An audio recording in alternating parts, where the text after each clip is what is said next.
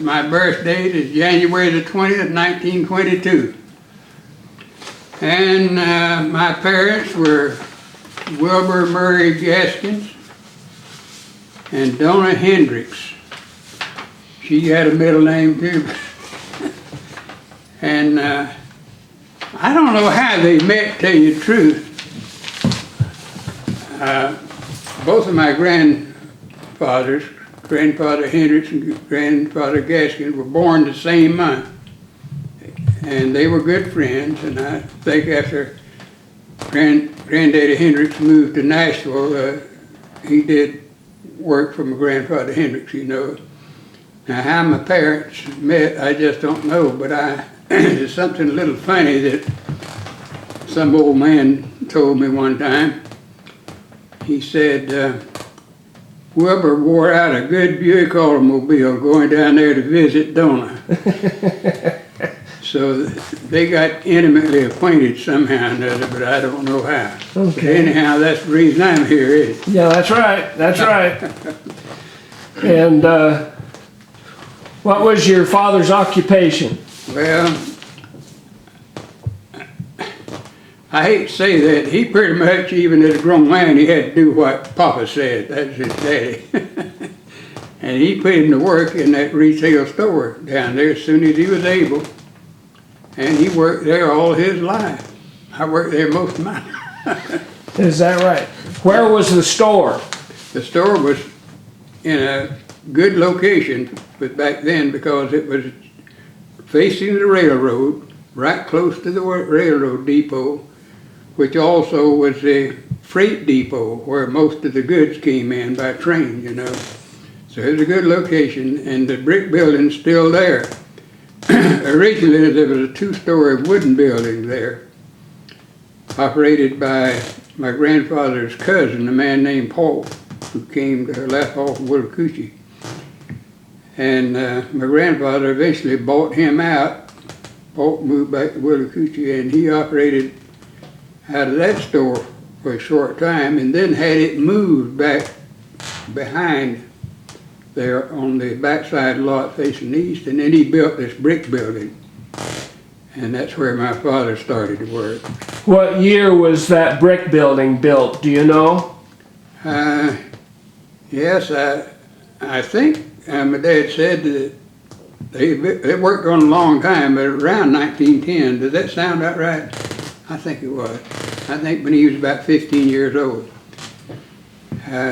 The floor was made out of hexagon-shaped concrete, individual pieces laid on sand, not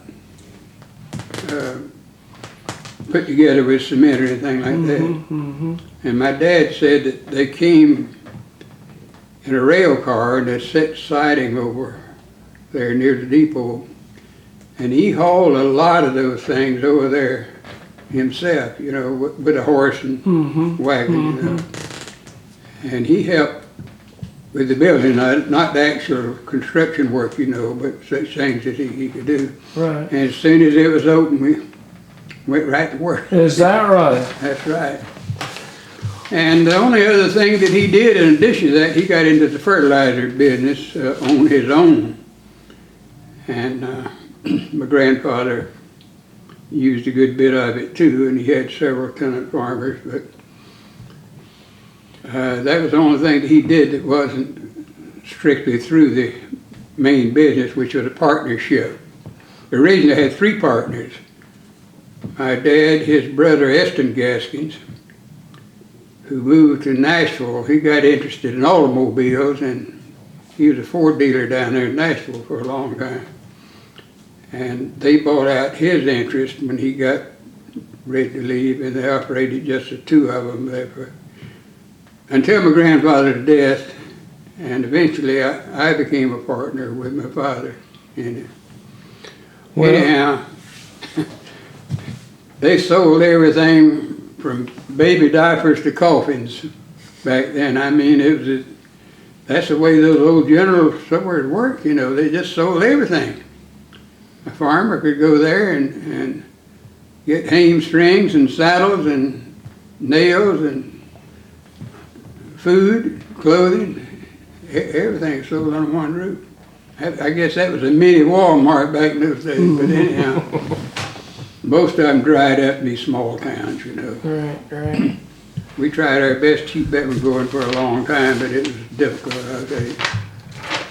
Okay. Well, where was your home at? Where was the house at that you lived in? Right across the street there is where I was born.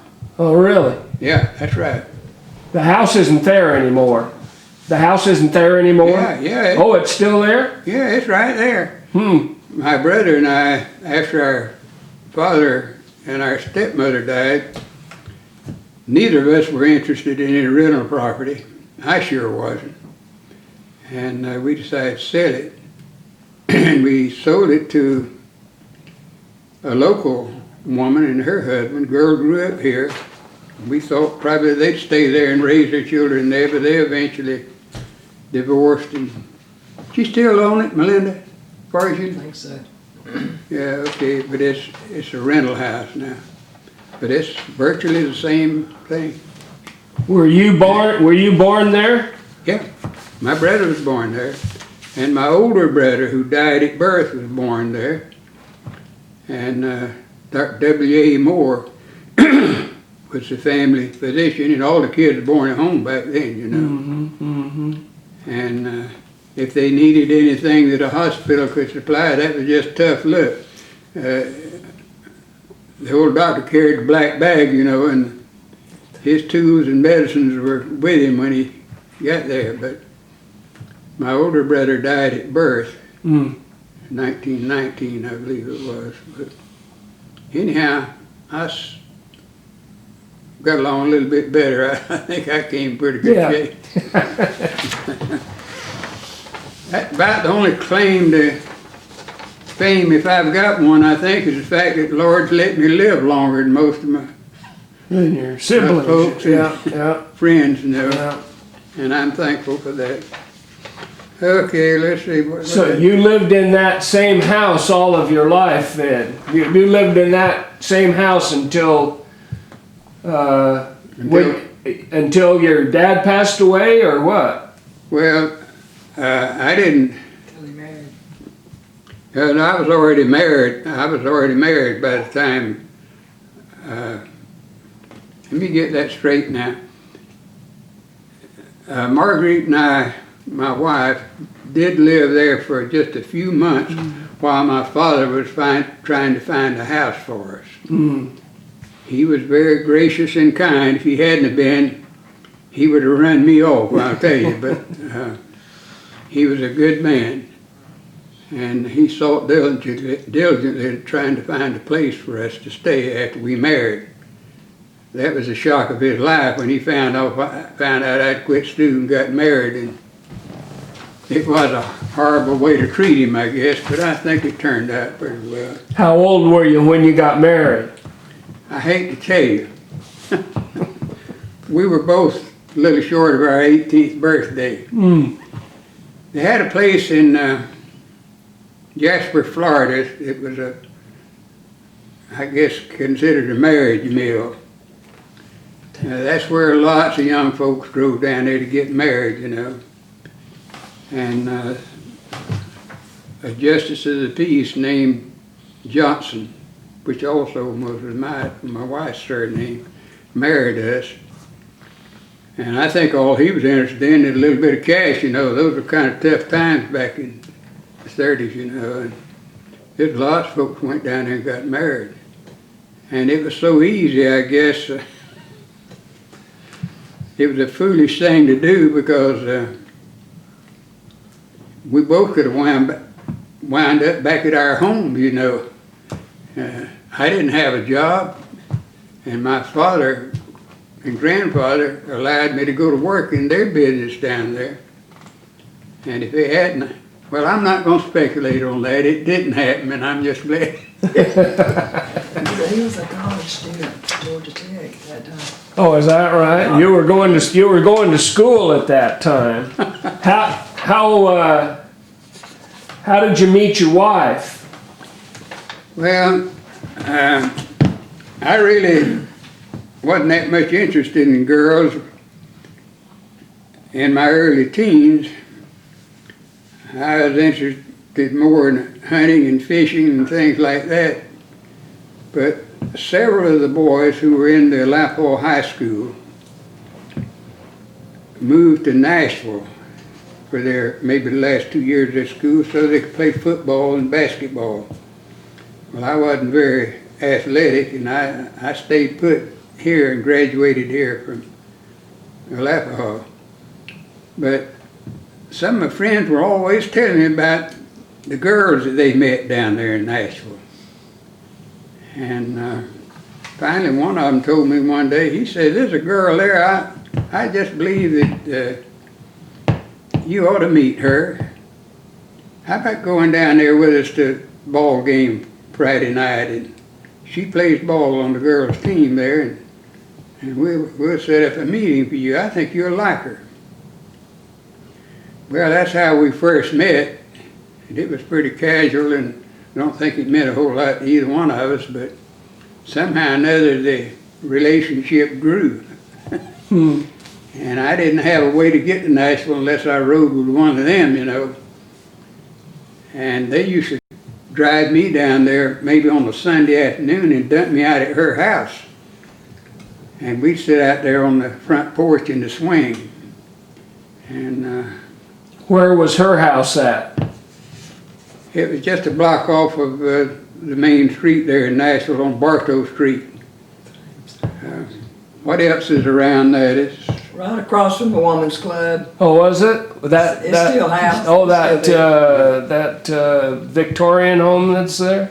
but they had a swing out there on the porch, and it had some kind of vines growing around it there, shaded from the sun, and we had a pretty good time there. We didn't get in any mischief, I'll tell you that. We pretty well. So how long did you court, or did you meet her before you decided to go down to get married? Oh my goodness, it must have been a couple of years, something like that. I think we probably met when we were about 15 years old. It was 2 or 3 years after that, I think. We were still too young. So how did you get down to Florida to get married? Well, later on, my father had a little more confidence in me, and he'd let me drive his car. So we took another couple with us down there, Howard Purvis and Mary McMillan. And when her father found out about it, he was so infuriated that he had the marriage annulled. I don't know how you go about that, but eventually they got married again. So. But yours took okay. Yours took okay, I guess, huh? Yeah. Well, anyhow, we were poorly advised, and I know we probably cut some corners and did some things we shouldn't have done, but I think Donna wouldn't be here if it hadn't been. But my father now, he had no girls, and it was a shock for him. He had me in school up there at Georgia Tech in Atlanta, and I quit school and came home. And I know I didn't treat him very fairly, but in time, he grew to love her, and she was probably better to him and to his wife, my stepmother, than most daughters would have been. She was just a fine woman, and I don't mind telling anybody that. I didn't deserve her, I know. The Lord was just good to me, got me through all these things. But anyhow, So that's all history now. when did your mother pass away? My brother? Your mother. Oh, my mother. She died in January of 1935 with a brain tumor. And nobody knew how to treat those things then. Dr. Moore, of course, came to see her, and she saw other local doctors, and I don't think they really ever knew what was wrong with her. And eventually, my dad got her into one of the hospitals in Atlanta, And there they did at Piedmont Hospital. And they diagnosed it correctly, but it was too far gone and she didn't last long. She died there in the hospital. You were only about 13 or so, weren't you? Is that about right? I was going to turn 13 in about 2 weeks, I think. That's right. She died, I think, on the 5th of January, and my birthday was on the 20th. How did it affect you? How did it affect me? Not good, really, because I had a better relationship with my mother than I did with my father. Well, my father was all business, and if I wanted to answer to some kind of a question, even if it was childish, my mother was very good about sitting down with me and discussing things with me. And I just had a closer, more intimate relationship with her. And I didn't know what was going to happen after she died, to tell you the truth. Mm-hmm. I don't know what I thought, but I was just a kid, you know. My dad got one of my great aunts from Tifton to come down here and stay with us for a while. And eventually he found a woman that he could hire to come and live. And we had a cook, you know. She didn't have to take care of that, but she was a good woman, and she looked after us boys pretty well. Well, what was her name? Can't even think what her name was now. Miss Dowling. And she was from up there beyond Fitchshire or somewhere, one of those places. I don't know how Daddy found out about her, but she was a good woman, no doubt about that. But she started talking to me one day then, maybe after she'd been here a year or so, about my dad and him going to see this school teacher over in Lennox. And she said, you know they're going to get married, don't you? Man, I couldn't believe it. You don't mean that. Yeah. You're going to have another mother here before long, and she's going to be out of a job. That's what she knew. And it happened. He married this woman, Bernie Strange. She was an unmarried school teacher over in Lennox. And one of my cousins and her aunt, I think, kind of engineered that thing. They thought he needed to meet somebody, you know, and they worked that out somewhere, how for him to see this woman over there in Lennox. And he got where he went over there. I don't think that automobile ever got cool every night, just about. He was over there to see her. I don't know how she ever got her schoolwork done. So how long after your mother passed away before he remarried? It wasn't too long because they married in 1936, I think. Yeah, that was. It's less than 2 years. Yeah. About a year and a half, I think. Mm-hmm. And it must have been a pretty hot courtship there for a while because he was busy. Murray, my brother, and I didn't see him very much except in daytime. So, how many children or how many siblings did you have by your mother, and then how many half siblings did you have? Well, Bertie's never had any children of her She own. never did? No. Oh, okay. And Murray and I were the only surviving ones. Oh, okay. So just two in your family, just two boys then? Yeah, just two boys. That's right. Okay. And I hope I'm not sounding like I'm blaming my father for anything that ever happened, because I blame myself for most of the things that happened that weren't right, because he was extremely good to me and to Murray. And Bertie, his second wife, was a fine woman. Mm-hmm. But you think about me being 14 years old and a strange woman coming in to my mother's place, it wasn't easy. Mm-hmm. Mm-hmm. It was not easy. But the older I got, the more respectful I became of her, and more appreciative too, because she was good to us and she was good to our father. What else you got on that? Where did you first attend school? Just right here, huh? Right here in Lapham. When I started school there in 1927, there was just one building there, a two-story brick building. And they had 4 classrooms downstairs and had an auditorium upstairs. That auditorium had a stage with a dressing room on each end, and these, I don't know what kind of folding seats you call those. They weren't padded, and they made out of thin stuff, kind of like plywood, you know. You know what I'm talking about? Yeah, I do.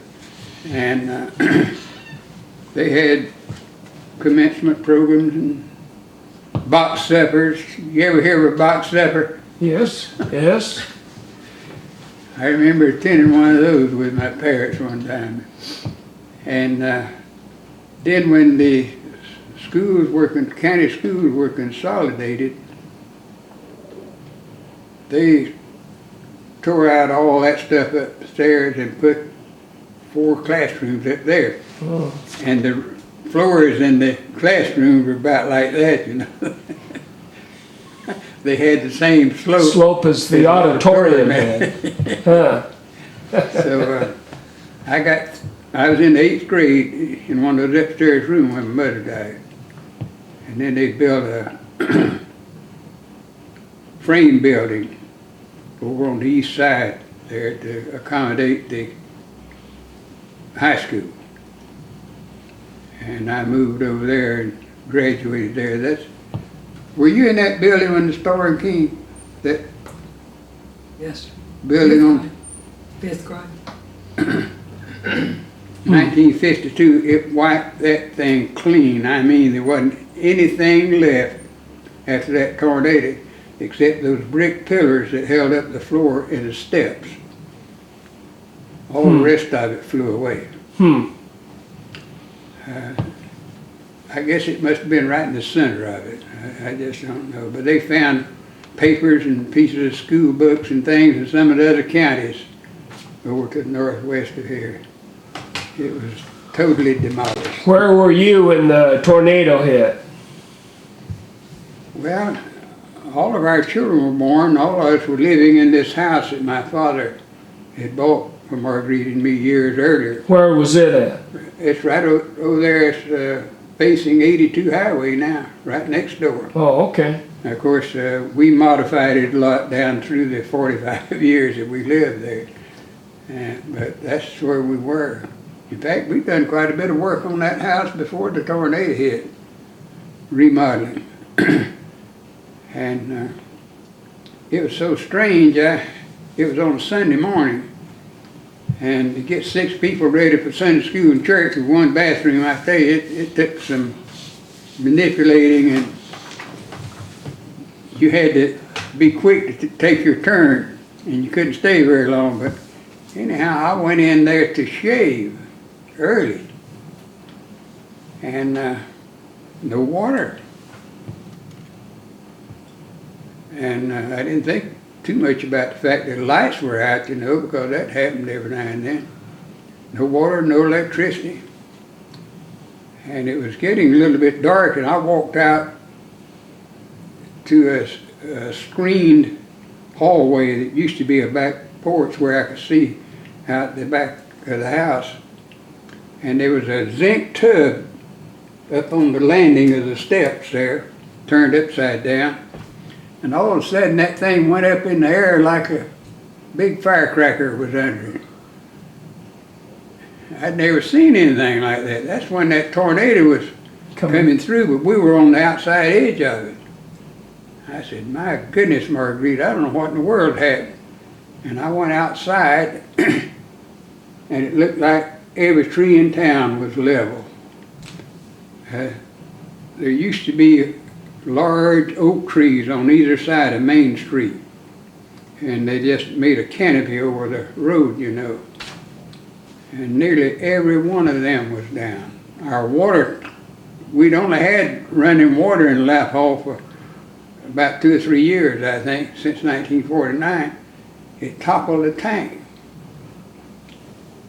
And it destroyed one house completely that was right near the water tank, and several others of the houses suffered some damage, and a couple of people were hurt. One of them, I think, Went Pierce's wife, was sent to the hospital. I believe she was the only one who was hospitalized. So there were no fatalities, but quite a bit of damage.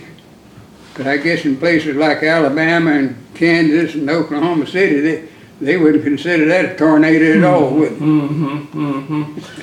So how did you respond to it after the fact?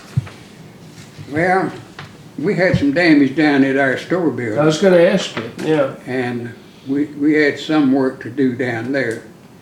It mainly was on the front of the building there, and we had to build a new canopy over the sidewalk in front of the store there, but it spared the roof. We didn't have to do much patching anywhere except to the front. Broke out some glass, I think, plate glass windows maybe. But in 1978, I think, was when that other one hit. It took the whole roof off of the building. Oh, I didn't know there was one in 78 too. Yeah, I think 78 was when it was. I know Robert and Nancy were down here with us. And a man came to the house, and I was out there. We had closed the store, and I'd gone out into my little garden patch and was out there working. And he said, Edwin, I think you better go down to the store there. He said, the windows, front glass is all out, and it's raining in the building. I said, my goodness, it wasn't raining there at my house. And I went down there and I looked inside there, and it looked like a sprinkler system was.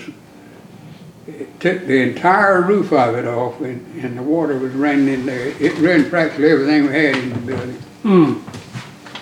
That took a lot of work.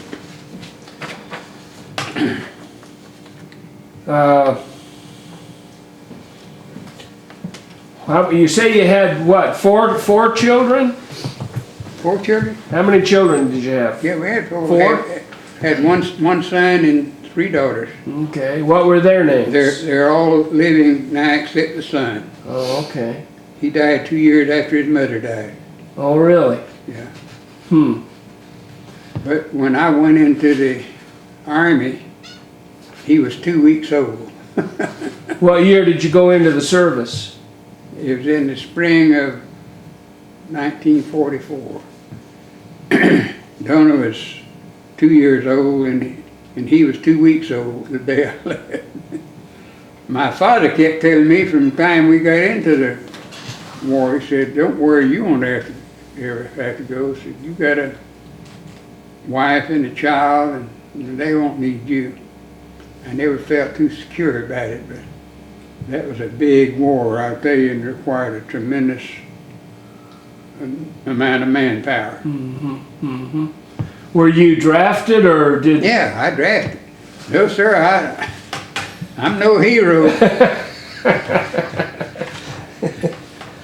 They aren't going to name a bridge after you, huh? And I don't think Marguerite was a hero. And she managed to survive with those 2 little old kids and no automobile. And whatever allotment that the government allowed back then for a wife and 2 children. And I made, just going into the Army as a private, I didn't have much that I could allot to her, but I made a small allotment. Right. And I think she said she got about $125 a month to survive on, with 3 of them. And somebody at one of our reunions was talking to her, and they said, well, how in the world did you get by with that small amount? And she said, well, you just have to do what you have to do. But my father was very good to her. He sure was. And if she had to have transportation down to Nashville with a sick kid or something like that, he'd always let her use his car. So that was a big advantage. But So what branch of service? Did you get drafted into the Army? Yeah. The very fact that I had some engineering classes up at Georgia Tech might have helped me get into the U.S. Engineer. So, I'm glad. You didn't have to carry a rifle then, I guess, huh? Well, I carried one and wound up in a combat zone over there in Burma for a while, but I never did have to shoot at anybody, and I never did get hit by anything. So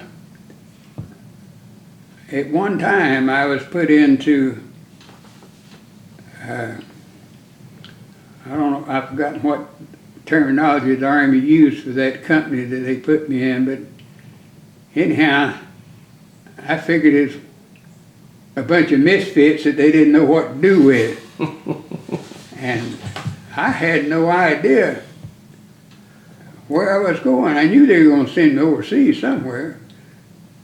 But I had done well enough in one of the engineering schools out in Louisiana that they sent me to a factory in New Jersey to study the installation and repair and maintenance of a, I guess it was a kind of a, I don't know how you would term it, but it was a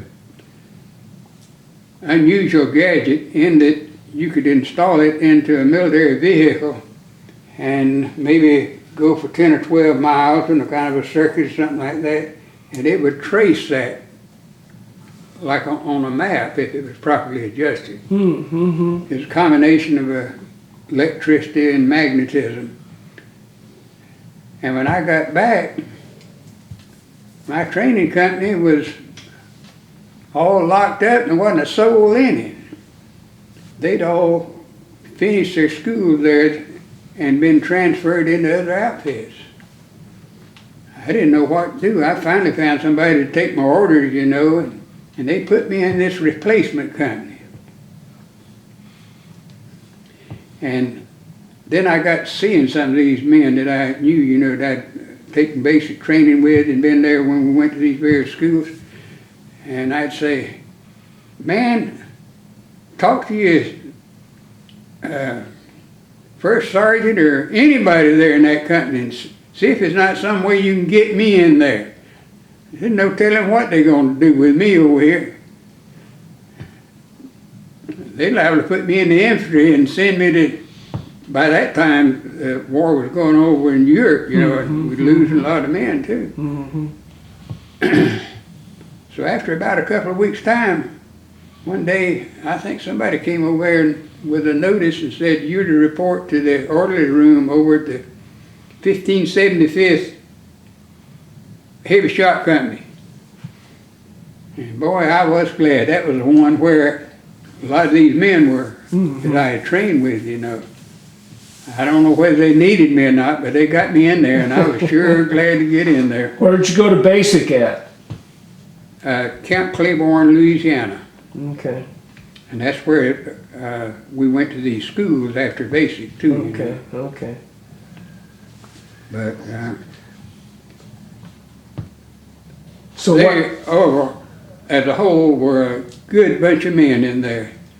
Most of the officers, I think, were people who had been to engineering schools and gone through military training, that, you know, what they call it, Reserve Officers Training Corps, and got commissioned that way into the reserve. And then, of course, when the war started, they all called that active duty. But the only thing about it, it was all run by Texans.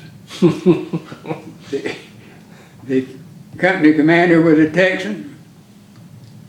The first sergeant was a Texan. The mess sergeant was a Texan. My platoon leader, fine man, fellow that I really learned to love, he was a Texan. And then among the enlisted men, there was a good sprinkling of them. But I managed to get with a couple of other men from Georgia and one from South Carolina. And we spent quite a number of months over there in a British tent, the four of us in there, and they kind of talked my language, you know, and they didn't think that the sun rose and set in Texas. But those were as a whole, were good men. Mm-hmm. And our job was to keep the cargo rolling from India across North Burma into China. Mm-hmm. Mm-hmm. And the strategy was to keep the Chinese, Nationalist Chinese army supplied to where they could keep fighting the Japanese on land there, Mm-hmm. rather than capitulate or get beat, you know, and all those Japanese be turned against the rest of us in other areas. You know. Right, right. So they flew an awful lot of material in there. So you weren't in a combat zone per se, is that right? You were not in a combat zone then? Well, to begin with, that was a combat zone. Oh, was we it? went there, yeah. And they stopped that group of trucks when we were making the final leg of our route. We disembarked at Calcutta, India, and stayed there for a few days, and then we put on one of those little narrow gauge railroads, you know, with our trucks and equipment and everything, and went as far as we could go that way. Then unloaded off of that and went the rest of the way by land. And they wouldn't let our drivers drive that last leg. They had some, they were all black, I think. I can't even think of what they called them now, but anyhow, they had some training on that mountain road. And it was pretty scary, I tell you, but at some point they stopped and broke open boxes of ammunition and gave us ammunition, and they said we were entering a combat zone now. We all looked at one another. We'd had a short basic training. Right. And they said, now they're bringing us over here to fight Japanese. We were all kind of upset about that. But as the days wore on, the Japanese were forced farther and farther toward the south in Burma, you know, and got where we felt pretty safe. But I haven't got any kick with about the place that I served or the group that I served with. I think they were superlative, really. And we had a shop that had about everything that the big machine shops got over here. We eventually had lathes and shapers and presses and you about name it. And in that company we had all kind of men, welders, diesel mechanics, electricians. If you just give them the steel or the wire or whatever they had to have, they'd build it for you. You know, if you couldn't get the regular part. And we stayed there until the war ended. And none of us knew anything about an atom bomb. I don't suppose very many people did, you know, but when they dropped that on the Japanese, we thought we were going to have to move and probably go to Okinawa or somewhere, you know, but when they dropped those two bombs, that wound the thing up. So did you keep in pretty close contact with your wife during the time you were over in the... Yeah. We corresponded overseas? pretty well. Sometimes the letters were, talking about a combat zone. When we first went over there for a while, all of our letters had to be censored. And I suppose we would refrain from saying some things that we would have said otherwise, maybe to our families. And I don't think I ever had anything cut out of any of mine that my wife told me about, but I was careful about what I said. And after a while, they lifted that. Do you still have any of your old letters from when you were overseas? Oh, my father? And do you have any of your letters from when you were overseas? I don't know what happened to him. I know Marguerite had it. They're in the attic? Probably. Yeah, I okay. haven't been through all that stuff. So when did you get home from overseas? Oh, it took a while, I'll tell you. We all kind of got scattered then, and I got sent back to Lido, India, and stayed there for several months. The Army set up a point system, and you could acquire so many points by being married and maybe how many children you had. I don't know what all went into it. But anyhow, those combat veterans, especially the ones that already been in the Army about 3 years or 4 years, stuff like that, you know, they got more points and they went home first. So you just had to kind of wait your turn. And eventually, they flew me back to Calcutta. And I think I probably stayed there for a couple of months before I finally got on a ship. I came back on a converted merchant marine ship. Anything that float and head toward the United States, they had it hauling people back. Right. I often wonder what happened to all that material that we left over there. We just got in trucks one day and left everything out there. I guess that was generally true about everywhere overseas. Yeah.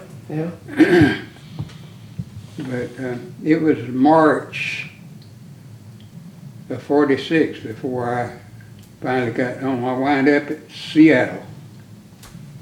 Came back, trained from Seattle to Atlanta, and from Atlanta to Tifton by bus. Oh, really? Oh, Yeah. okay. Yeah. And who picked you up at the bus depot then? Oh, my wife and my father picked me up. So you were apart, what, 2 years or so? About 2 years that you didn't see each other then? Yeah, let's see. I forgot now. Maybe about 22 months or something like Oh, that. okay. All right. Okay. And I got one furlough home before we went overseas. Oh, you did? Okay. All right. And when you came back, did you go to work at the store then? Listen, my father wanted me to go back the next day, I think. And I wanted to kind of get acquainted with my family again, you know. And I kind of dragged along, but he felt like he needed me right then. So it wasn't long before I was back in the harness down there, but I felt like that maybe he was a little too extreme about it. I wanted.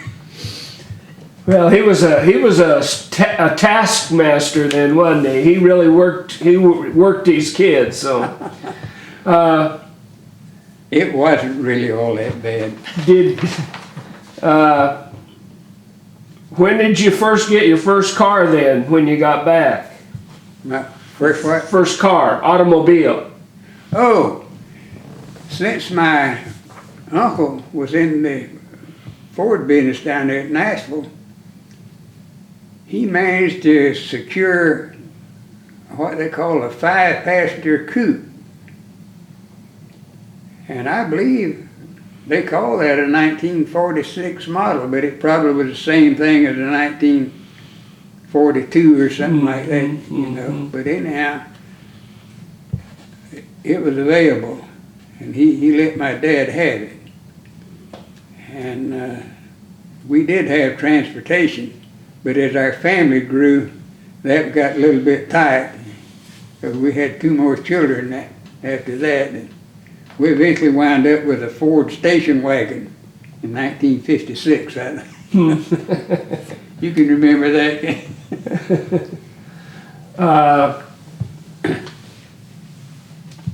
Did you, when you came back, when you started to work, did you do the same job you did before, just run the store? Everything was just like it was in 1920, I think. Is that right? And my grandfather didn't think you needed to change anything.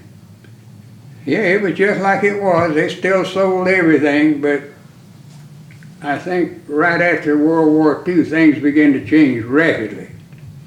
The roads became better. The whole countryside began to be electrified. And one of the things that I did, you could sell any kind of freezer or old wringer type washing machine or water pump, anything that would run. That's the trouble, you couldn't get as much as you wanted for a while. You know, it took industry a time to kind of get off of a war footing, you know, and get back to producing consumer goods. But I began selling anything like that I could get my hands on, and that was good business for several years too. And we continued to sell appliances. I got a Frigidaire dealership, and of course I bought from other manufacturers too, about anything that I could get my hands on to sell, because I wasn't in trouble selling. But as time went on, eventually these things began to break down or wear out, and you had to look at them and maybe take old used stuff in and recondition it, and eventually I just quit the appliance business completely. But I continued to sell water pumps and water heaters and bathroom equipment, stuff like that, you know. But anyhow, when I came back, it was exactly like it was, and there's a picture of my dad, Donna might have it up there, standing in the midst of the store there when he was maybe in his 20s. That's on the side, on the And website. even back then, it looked like about the same thing. Huh. He had the shoes on one side, and the piece goods and the hats and the overalls and all over there on the left, and stuff on tables in the middle aisles, and the building was in two sections then. We always called that over on the west side the hardware side. That was the half side where we had hardware and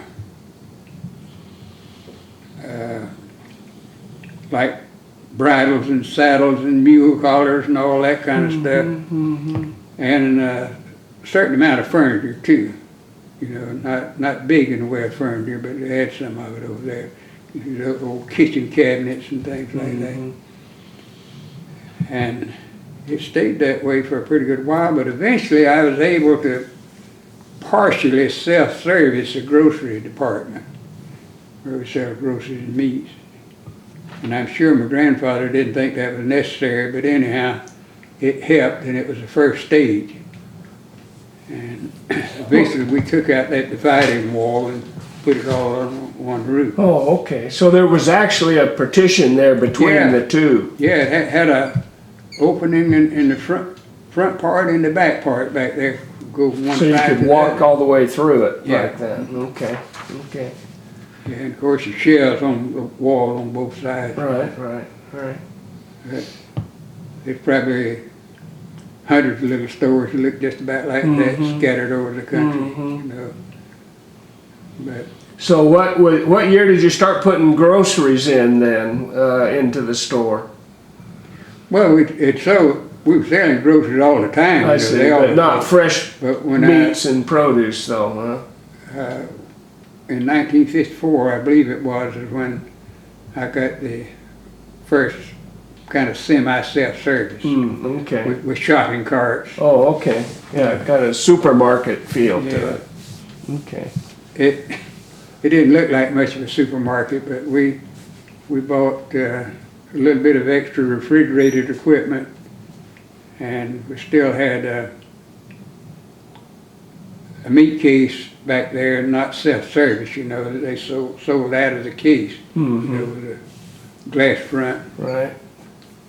All that became archaic, passé in time, and we did another after we got that center petition out, we changed everything in the store, in the hardware department and in the grocery department. Mm-hmm. And eventually it got where it was just almost impossible to pay all the employees and everything else and live out of it.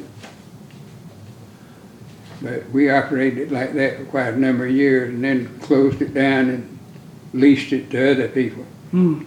And see, I believe there's been 4 families running it since then, and the second one had a fire in there and did a lot of damage. He was from Nashville. Did you have any competition in town when you were running the store there? Well, there was another little store there, but it really wasn't much competition because ours was larger and had more varied inventory than they had. But it wasn't much competition, I tell you the truth. Did the black population shop out of your store quite a bit too, or did they shop in a different area? You talking about customers out of the blacks? Right. Oh, we had plenty of them. Did you? Yeah. And incidentally, there was a small store over on the south side of the railroad that was operated by a black man. Yeah. And he was a fine man. His name was Nathan Bridges. And he finally got so old that he really wasn't capable, I don't think, of running the business. And his stock got run down. He didn't have enough stuff in there to sell. And my dad, this gives you an indication of what kind of man he was. He asked him if he would like for him to send him some inventory out of our warehouse over there. And we just make him a bill of sale, an invoice for it, and he could pay it. You know, As he sold it. that's right. So he would make a list and send it over there to the store. And that was one of my early jobs, filling that list and putting it in the back of the truck, taking it over there to Uncle Nate's, we call him. And he operated like that until he just became so decrepit he couldn't do it. And then, I don't know if Brute Shipman, I don't think he had any relationship to him, but he took it over and ran it like that for a while. But really, as far as being competition, and my dad said that a lot of white people took advantage of old Uncle Nathan, you know, that they get things on credit and then wouldn't pay him. Maybe some of them would steal, pick up some things out of there and things like that. Did you folks sell on credit? Did your family sell on credit? Did you have credit customers in your store? Did you have credit customers in your store? Oh yeah, yeah. They did a big credit business. That's probably one of the things that put us out of business. Oh, is that right? It's hard to get away from it, but they sold. My dad even sold fertilizer and let the people pay him during the harvest season. You know, they did a lot of things back then that you couldn't do now. It's hard for a business to be a bank and a retail establishment at the same time. That's about what it amounts to. Yeah, right. Yeah, that's not a good thing, and I'm glad that's gone. Maybe credit cards are worse, I don't know, but anyhow, you don't have to take a pad and write all that down there. Better for the merchant, worse for the customer, I think. Let's see. We probably skipped some and jumped. Yeah, we jumped around a little bit, but basically, how has Alapaha changed over the years? I mean, how do you feel that Alapaha how did it change from when it was just when the railroad was coming through and that, you know, give me a feel for that. Well, the changes really have been tremendous. And I guess they have for a lot of small communities like this. You probably go from here to Tifton, stop at Enigma and Brookfield up there and find about the same thing, I don't know. But when I first started working in stores, practically every bit of our hardware came by rail. They had what they call a local freight on the Atlantic Coast Line then, and they would back that in on the siding then and unload on the depot platform and put it in the depot warehouse. And if we didn't get it out that day, of course, it'd be locked up, you know. But then we had to haul it from there over to the store. And of course, later on, everything came by truck, and both groceries and hardware. But the loss of the railroad was pretty much a killer, I guess, to a lot of small towns like Alapaho was. It changed from Atlantic Coastline to CSX. Mm-hmm. And it was rumored that they were going to shut it down, and it finally happened. But now, that local freight, this was something that was so different. They tried to make it to Alapaho pretty close to noon if they could, because there was a hotel right directly across from the depot over on the north side. Right. And Ms. Ida Creech, who ran that, she served her meal at a big table, you know, just family style. Mm-hmm.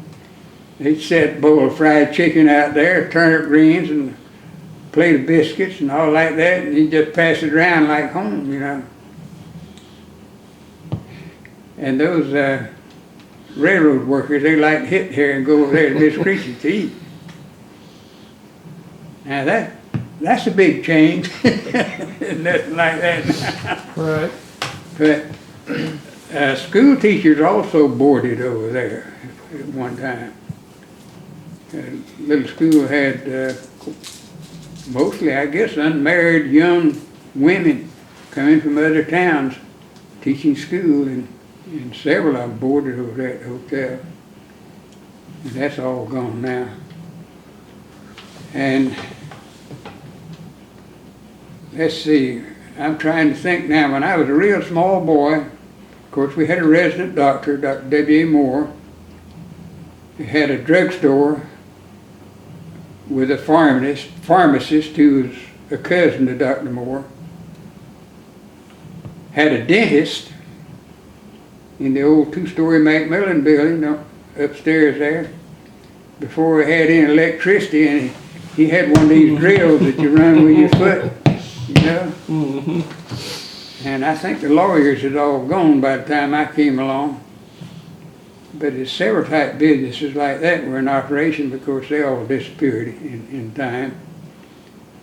And I was trying to think what other kind of business. Oh, To talk about. there was always another eating place where they sold hamburgers and drinks and stuff like that, you know. You could buy a hamburger for a nickel back there in the 20s and 30s.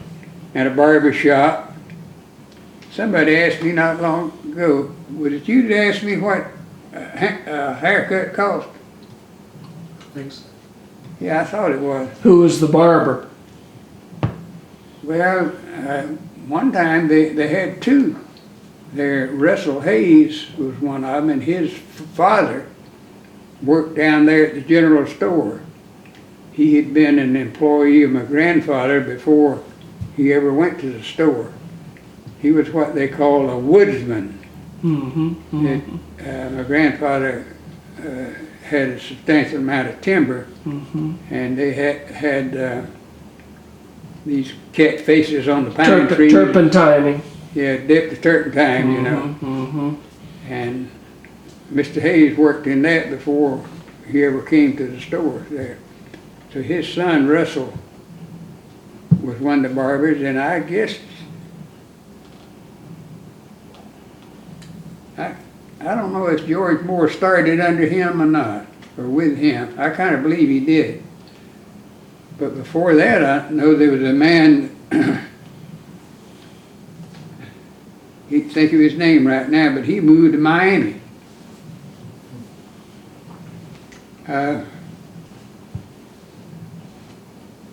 Did Blanche Chambliss marry him?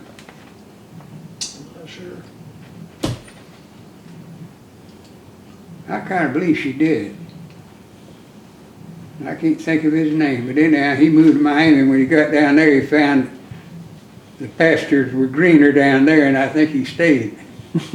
But they charged, I remember, 25 cents for a haircut and 15 cents for a shave for years. And they had a bus station here. Where was it at? It was right next to the barber shop on Main Street. And now this wasn't Greyhound bus. This is a bus, I think, I don't know, it went any farther south in Valdosta or not, any farther north in Fitzgerald, but anyhow, it was a small bus line.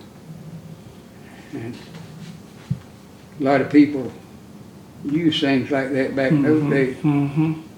In fact, the railroad, the passenger part of it was so attractive to people that on Sunday afternoons that sometimes I've seen just a multitude of people out there just hanging around the depot there. They just wanted to be there and see the train when it came. And some of them came from Nashville.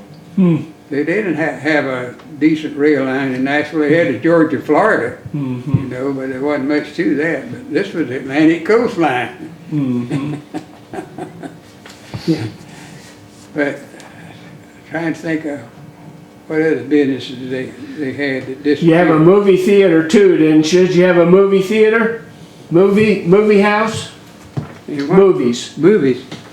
But we didn't have one of them until Ed Brogdon put that one in, didn't he? And I think Carl Dixon kind of ramrodded that thing. And it was over there on the highway on Main Street. And they operated that thing for a good many years, didn't they? I guess all of our family went to it at one time or another. Through the 50s. I guess they had Hoot Gibson or somebody on Saturdays with the Westerns. But that's been gone for a long time. But they used to have these traveling shows that came, these little towns, put up a tent, you know, and they'd show these old silent movies. And they'd show the picture up there, and then they'd show the Caption. Right. dialogue down underneath it there, with no sound to it. Where did they set those tents up at? Well, one place was out there right back of the bank of a lap hall. There was a big open place there. And I remember they pitched out there quite a bit. And it seems to me like over there close to the old Southern Depot, they used to put one out there sometimes too. And these traveling medicine shows, they'd come around sometimes. That'd be self-contained. They'd have a little old truck with a side that'd open up. And they'd put on some kind of show and sell these tonics, you know, they're supposed to rejuvenate you and do everything for you. Like Hadacol and stuff like that? Well, that was for days of Hadacol and Geritol. I guess they mixed it themselves, I don't know. But anyhow, they made big claims for it. And Where was the Osceola Depot at? well, it was on South Main Street, and the Osceola Southern Railroad ran kind of diagonally across the Nashville Road, 129 on the south side. And it went out through the, kind of the east side of town, through the woods down there. And I can only, I got a vague memory of seeing one of those engines parked on the side here to Lapham or Docilla or somewhere, but I believe it's here to Lapham. And the thing had one of these old bell-shaped stacks on it, you know, they burned wood. And that was supposed to keep the sparks in, I think.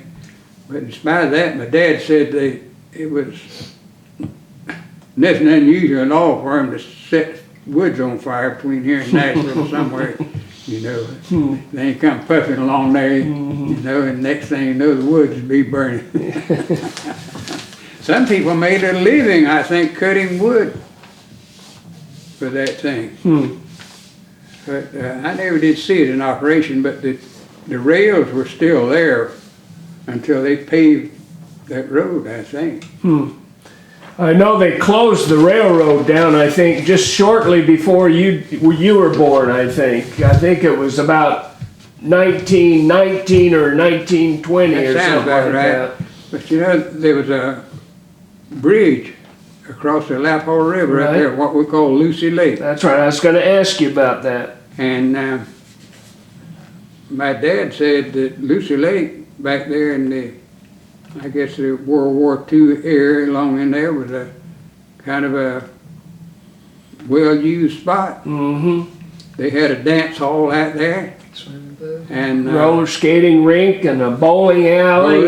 Yeah, and a pool, swimming pool. Yeah.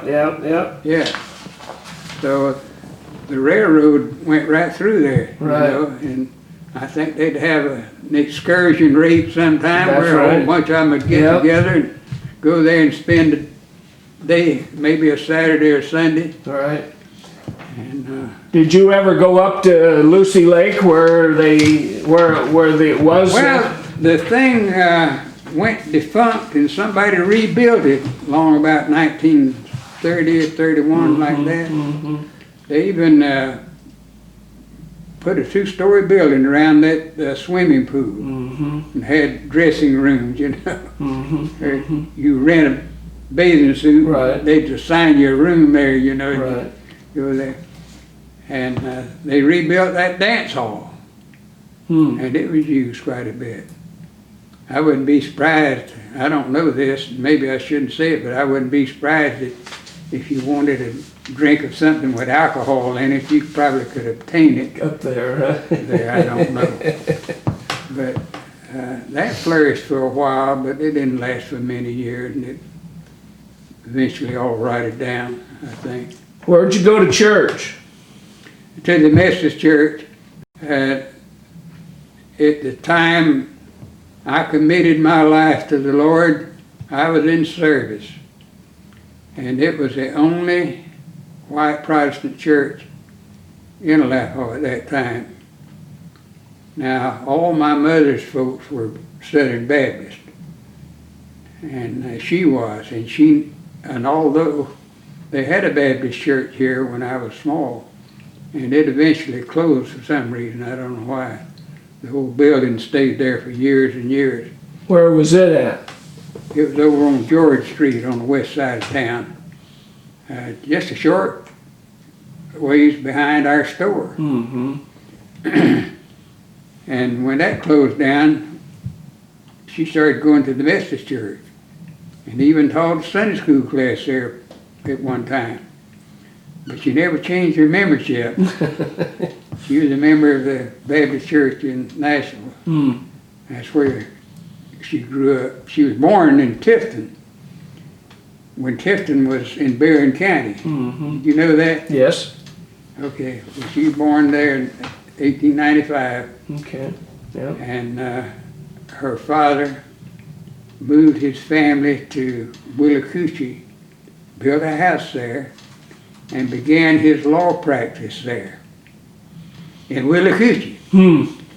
And I kind of laughed about that one time when I was talking with him. I said, "Granddaddy, you couldn't find a better place than Willacoochee to start practicing law?" he said, well, I'll have you know, Willacoochee was a good town back in those days, and he began to tell me about all those sawmills and all the other things that was going on down there, and I guess it was going pretty good for a while. But he didn't stay there long. Moved to Nashville, built another house down there, and stayed there for about 25 years before he moved to Miami. But my mother, although she was born in Tifton, she actually grew up in Nashville. Where did he build the house in Nashville? Do you know? Well, if you get on Avery Street, you know where that is? I live There. on Avery. And go right out east on it.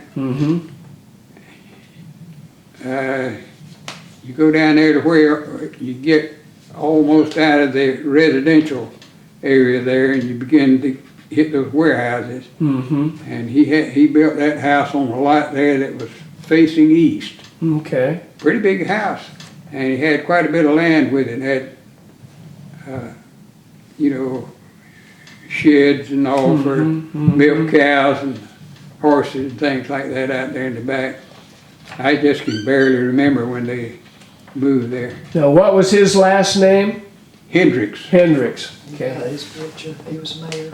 Oh, yeah, okay. Robert Anderson Hendricks. Yeah, okay. All right. About what year would he have moved to Nashville? 1900, I think. Oh, okay, early then, okay. And he moved to Miami in 1925, I think. So you see, I was 3 years old. I just barely remember that house going down there.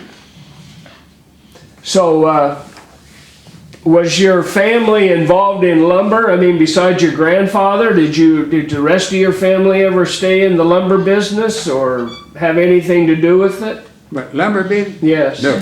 Timber. Not that I know Timber. of. Timber. Just turpentine or, Now I remember hearing my grandfather make a remark, which he seldom did about things like that, about how nice it was to be in the, trying to think what they call that now. They didn't call it turpentine, but naval stores. naval stores, yeah. Along in the early 1900s and in World War I time, all like that. He indicated that he made quite a bit of money selling stuff like that. Shipped it to Savannah, best I remember. And I think that was a very profitable thing for him. Where was his turpentine? Where was the still at? If you get on what I think I've forgotten the numbers for Road 366, something like that, but they usually call it the Moore Lumber Company Road. Brunswick Street. What? Brunswick Street. Brunswick Street, yeah. Okay. All right, you go out there about 4.5 or 5 miles, and it was just off of that road over on the south side. And by the time I can remember, everything was all torn down. And there's the relics of an old well out there, and that's about all it was. A little bit of debris from it, but it was grown up in trees. Right. Yeah. Well, how long did turpentining last around here before it finally shut down? Well, it must have shut down. Well, now, I'm thinking about him, but now, there were 2 of those stills near Lafayette. One of them was Henderson's still,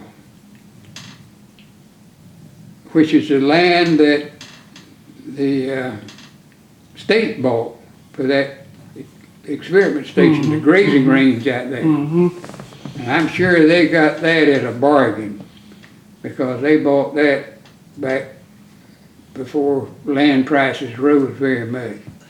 And it was a good buy. They probably cut enough timber in the last year to paid for it 10 times, I don't know.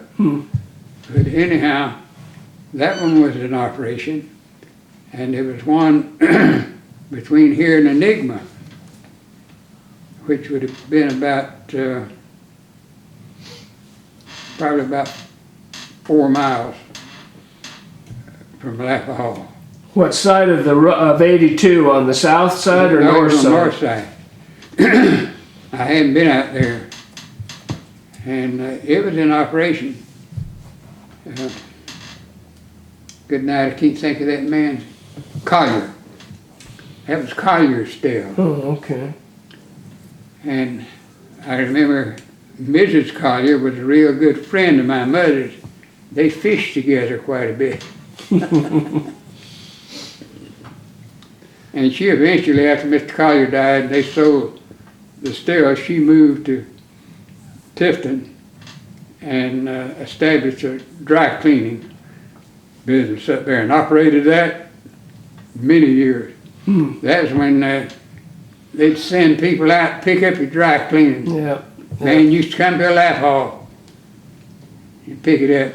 Charged about 25 cents to press a pair of pants or something. But those things went on for several years. Yeah.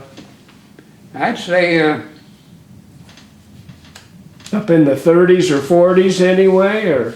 I'm trying to think now when Mr. Henderson closed his down.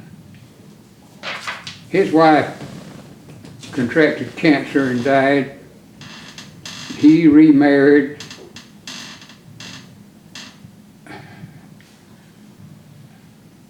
I don't believe he sold that until after World War II. I think it probably was in the 40s when he sold it. And I can't remember when a man named Prescott bought that from the Colliers. And Mrs. Prescott was my teacher in the 8th grade when my mother died. And I really liked her, and she helped me understand algebra when it was a mystery to a lot of folks, you know. But she had a way of doing that I grabbed on to right quick, and then it became easy for me. But she was a good teacher. And I don't know how long the Prescotts operated, but eventually they sold it and moved off. And you remember the man and woman that bought it? They didn't operate the still. Can't think what they did. But you know, he shot a black man out there and killed him. I've forgotten his name. But anyhow, I'd say sometime in the 40s, both of those probably died. Now why, I don't know. Maybe the many products that they made from these so-called naval stores were supplanted by something else. You suppose that's petroleum? Yeah, probably petroleum products took over. Yeah. Yeah. So at one time there was a large sawmill just on the west side of Lap Hall, just outside. It's either just outside the city limits or just inside the city limits. Might have been just inside. It was right close to the railroad. You know, that's where they like to be, you know, to have a siding, you know. And according to Mark Dixon, who used to be Lap Hall's unofficial historian, he said that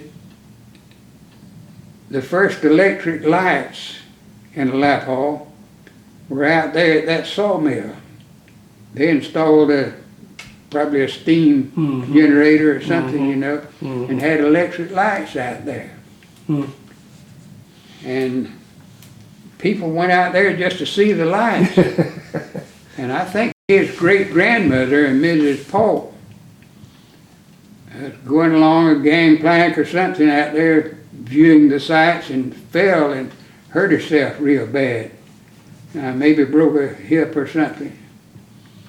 But anyhow, that's where the electric lights, he said, in Lap Hall originated that sawmill. Can't think of the name of it. And then there was another big one over on the east side too.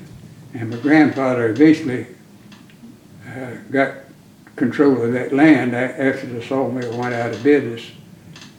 But things like that kept Lappaw growing, I guess, even though they were kind of outlying businesses.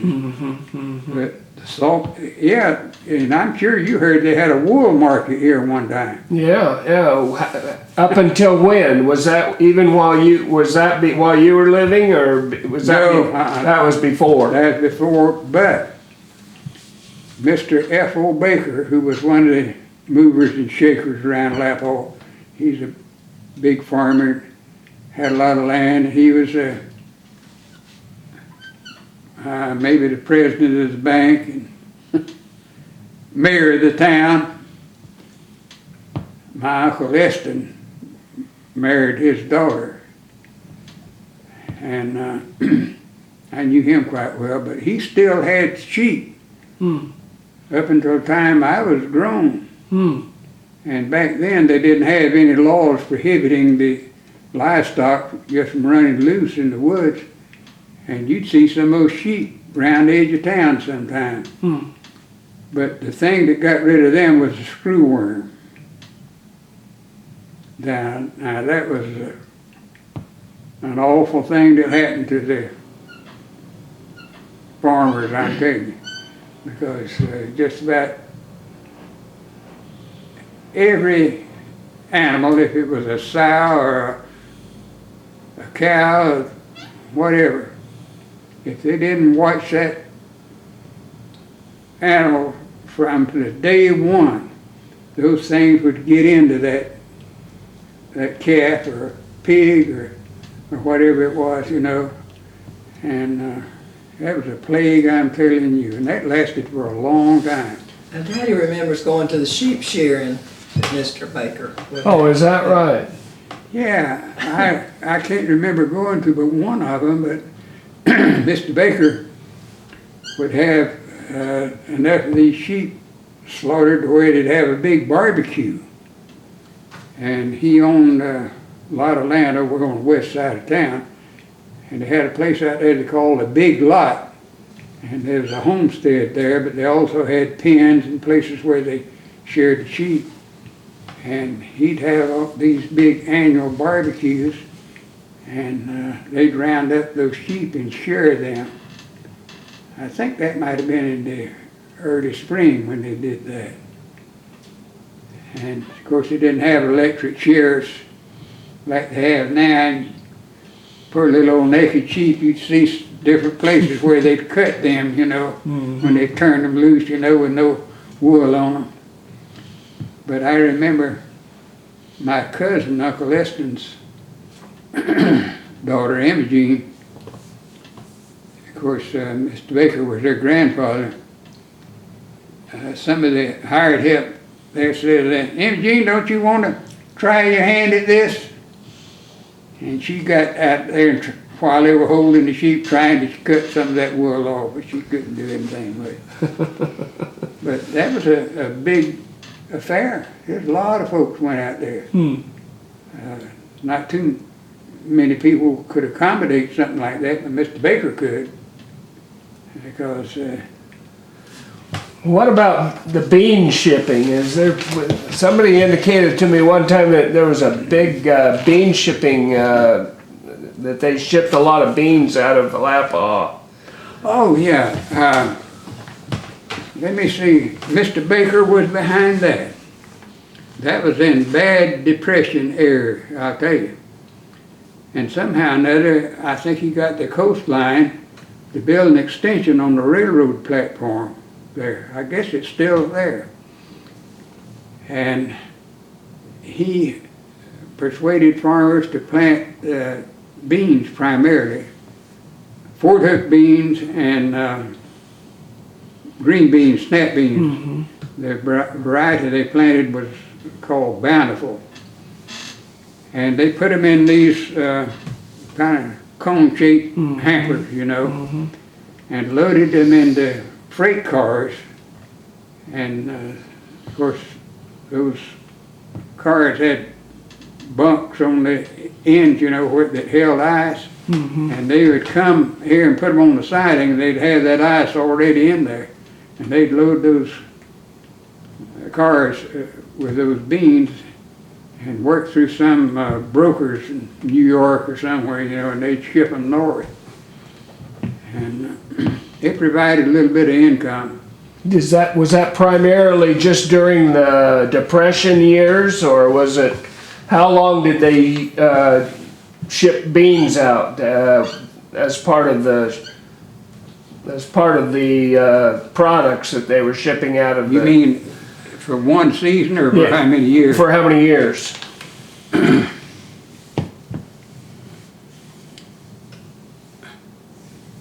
I'm trying to think. I would say probably about 5, 6 years to wind that up. I think it got where in some instances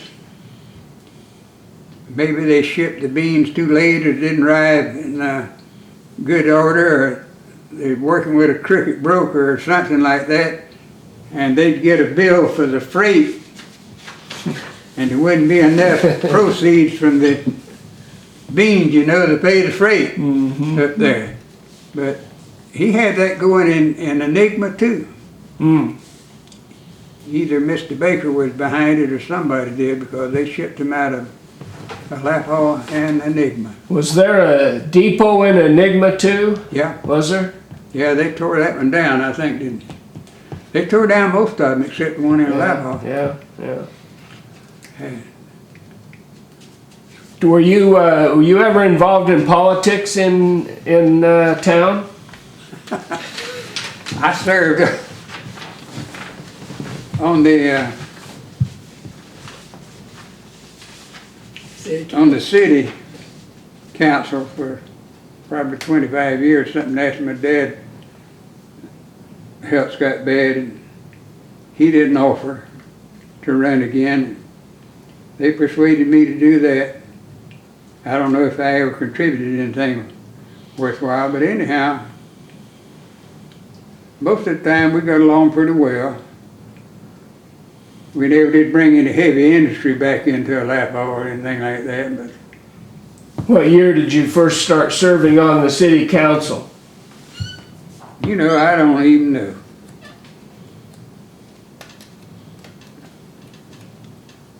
I eventually got where it was difficult for me to understand everything that was going on, and I decided it's time for me to quit. I just can't remember. I think I don't remember if I still served when your mama died or not, you know. Don't think so. Probably in the 80s. Maybe some of the 90s, I don't know. I must have got on there sometime maybe in the 60s or 70s, probably in the 70s. That's what I'd think. But what year, I don't know. I asked one time at the office down there, I needed to get that information for something, and they couldn't even dig it up. Couldn't even find out when I started serving. They just, some of those younger ones just thought I'd always been a councilman, I think. But I think I probably served about 25 years. You need to give him a break and let him talk about the bank. Oh, yeah. Talk about your great-grandfather John and grandmother, and then Aunt Betsy and them. Even though you didn't know some of them, you remember hearing your daddy talk about them. Yeah, and I remember going down there with Daddy and Mother, I don't know, 2 or 3 times, and Uncle Jimmy looked like a tramp, old ragged clothes on, and it was such a buggery looking place. It seemed that my dad and mother, the only time they could go down and visit them was about dark or after dark, and had to go through that Murray Pond down there, and it was always like a bog hole, and I thought we was probably going to spend the night there. But anyhow, when we got down there to that house, they might have one little oil lamp burning in the room in there. You just barely see, and if it was cold, it'd have a few logs in the fireplace there. And like I say, he dressed so ragged, I actually saw him when he had some nails stuck through his shirt into his pants to hold his pants up. Now, he didn't have to do that. But I guess that may be the way they were raised, I don't know. Tell them about him going to the bank in Valdosta that time. Oh, now, I don't know whether that's hearsay or whether it actually happened, but somebody said that he amassed a pretty good wad of cash, you know, over the years, selling cows or something, I don't know, but he didn't spend anything, he just kept it. And he got somebody to take him down to First National Bank or some bank down there in Valdosta. And he went up there to the teller window and said that he wanted to see the president. Well, I imagine they kind of turned and laughed when they saw how he looked. And they told him, well, don't know whether he can see you now or not. You can talk to so-and-so. No, I want to talk to the president. He's the only one I want to talk to. But he kept on until eventually, maybe somebody slipped around and told this man, said, you need to come out there and see that guy. He wants to see you. But what he wanted to do, he wanted to loan the bank some money. And he wanted to find out how much interest rate they could pay. And whoever was telling that thought it was real funny. And I don't doubt but what it was true. Yeah, yeah. Who exactly was this? Who was this? Jimmy Gaskins. Jimmy Gaskins. Uncle Jimmy. But I didn't like to go down there because it's so scary. It's a bigger looking place to a little old fella about like that. And I remember going down there one time with my mother alone in an old Buick automobile, one of those old kinds set way up high off the ground, you know. And coming along there, not before, a little before we got to the Murray Pond, about where the old John Gaskins' house is, the road was full of cows. And she had the lights on, you know, and she got up there pretty close and blowing the horn, you know, trying to get them out of the road. And I think one of them must have bumped against the truck, the car, and dented the fender there. I can remember that. But it wasn't a very hospitable place for a youngster, I tell you, especially at night. It's always scary to me. And that, what they call the Murray Pond there on that old road, if it was wet at all, that thing was boggy. And they'd have to put the old car in low gear and go through there, and I just knew sometime we were going to be stuck there and couldn't get out. But it's a long ways down there to that place. I know it's every bit of 10 miles, and you probably could make it in 12 minutes now, but you couldn't do it then, not that kind of road. You know, sandy and boggy places in it. But there were 16 of those kids, I think, Wow. in that one house there with those 4 rooms. And when I first started going down there, the kitchen was one of those that was all in a separate room, you know. It had a covered walkway to get over there to the kitchen. Dog trot, and right. the well was out there too. Right. Yeah. But they've changed all that now. It doesn't even look like the same place anymore. But 16, and my dad, I remember him showing me in one of the front rooms where they had a ladder made up in the corner of the room. And he said, that's how some of those boys got up in the loft. That's where they had to sleep. I believe it. There wasn't room for them downstairs. 16 children or 16 total? That seems like a lot, but And one of them happened to be your great-grandfather John. You wanna tell about your great-grandfather John? Well, about all I know about him is what somebody else has told me. Well, what did I have written in that thing? I can't remember now. About him going to the Civil War and coming back home and Established. did you give Miss Shaw a copy of that letter that he wrote? I don't know. I think He wrote to one of his cousins down here while he was still in the army. I didn't know if you got a copy of it. I not that I'm aware of, but I've got one. Well, okay. I didn't even know the man could read and write, tell you the truth, until I saw that. But a fellow that wrote a history of that Georgia organization that he served in the Civil War found a letter that he had written to one of his cousins here, a Griffin, I believe. And it was getting pretty close to the end of the Civil War. It was written maybe 1864. And they were in a winter camp, I think in Mississippi or somewhere out there. And he was telling that letter about how bad he wanted that war to be over and get home. He'd been in all kind of battles for about 3 years, I think. And 2 of his brothers had died. One of them died of disease and one of them was killed in battle. And it was a pretty nice letter. I've got a copy of it here, but it's typewritten. One of my cousins has the original. It's written in his handwriting. Right. But he was imprisoned when the war ended in 1865 in Virginia, I think. I don't know how long he stayed there. But I've often wondered how he got back to Alapaugh. I've heard or read that a lot of them had to walk back. Yeah. And he might have. And how it's kind of like my dad and my mother. I don't know how they got together, and I don't know how he got together with Margaret Polk, his wife. But she was from Irvin County.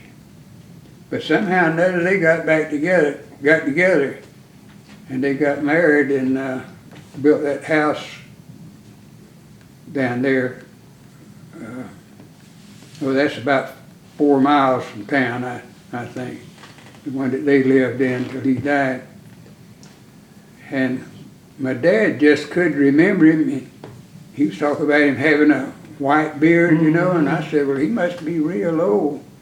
And I looked on his tombstone up here at Macmillan Cemetery one day, and he was 60 years old when he died. Yeah, well, they had a hard life. Hard life, that's right. But Grandma lived to be about 82, I think.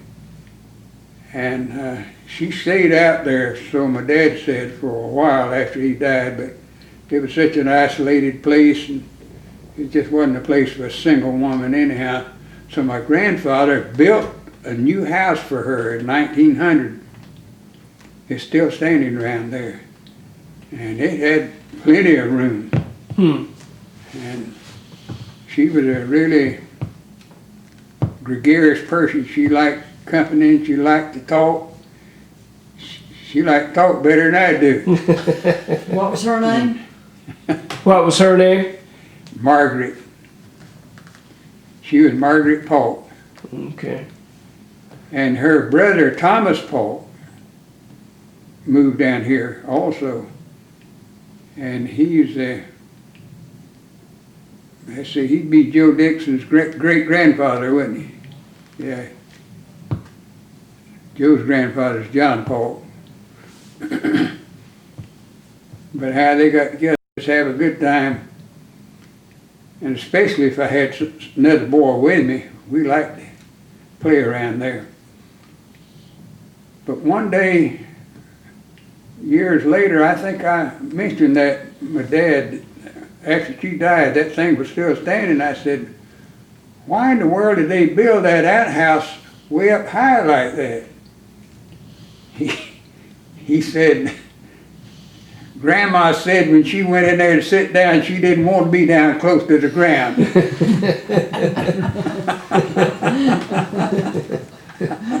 She didn't want to be close to where it ended up. Yeah. But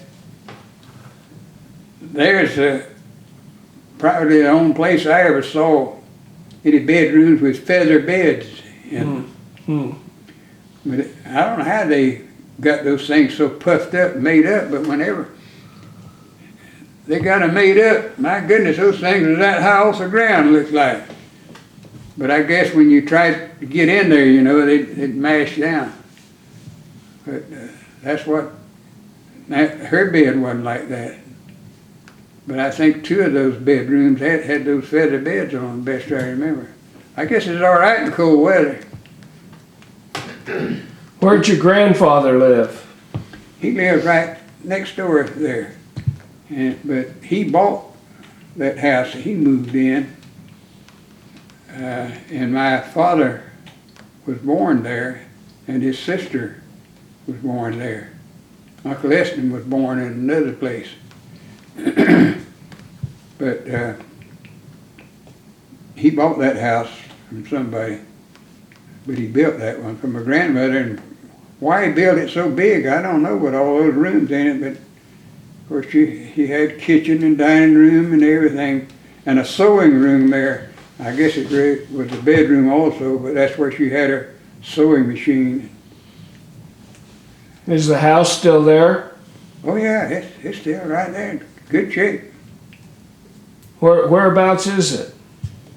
It's on George Street. If you go down 82 to that last street, which is George Street, Right.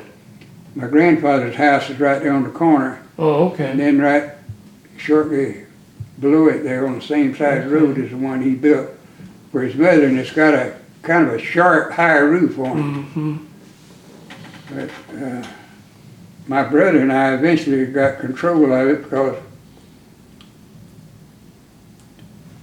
I guess my dad was so close to her and did so many things for her that she gave that house to him.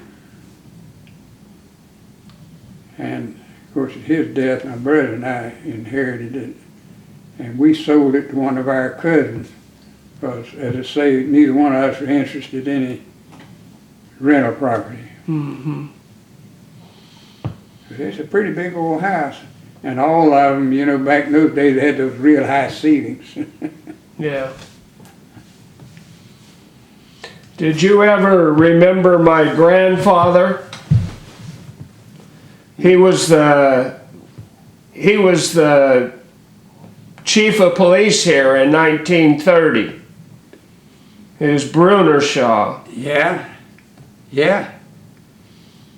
I can remember that name all right. My dad went to school in that school that you went to. Yeah. They lived on that same street you're talking about.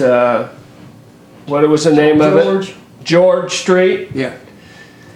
They lived, you know where the Rices lived right there? Yeah. Well, they lived in the house just south of the Rices.